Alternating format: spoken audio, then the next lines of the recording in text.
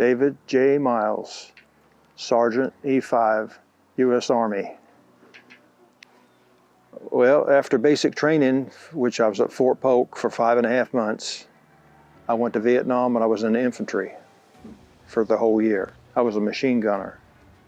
And from there, I got transferred back to Fort Polk as a drill sergeant in January of 1969. And I got out of the Army in July of 1969. The drill sergeant, I didn't do any of that. I just did what I was supposed to do, you know.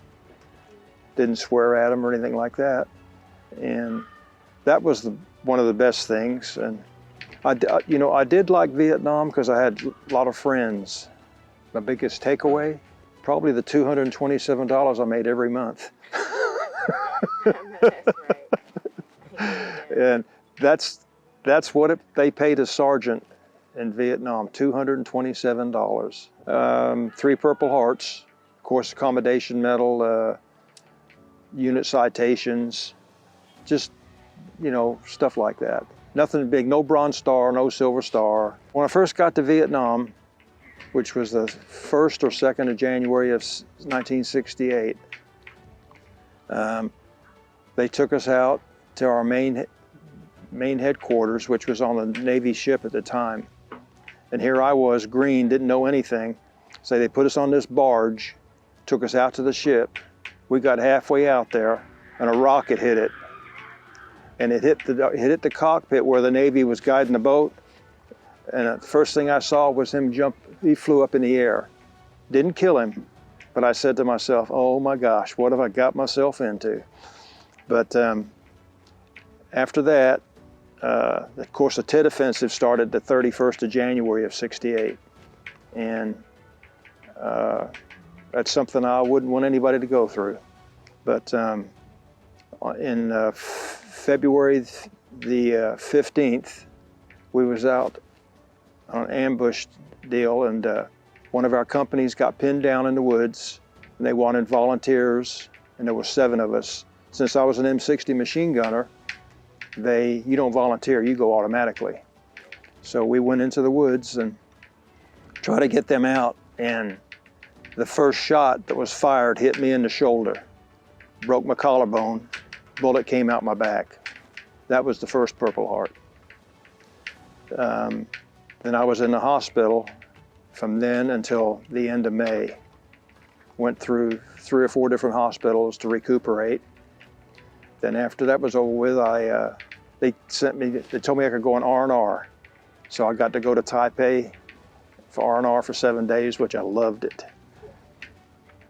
Then after that, I went back to my unit, and the next time I got hit was in September, and we got mortar drill bad, and I caught some shrapnel on the shoulder, and that was just minor stuff, but they give you Purple Hearts for little stuff too, you know.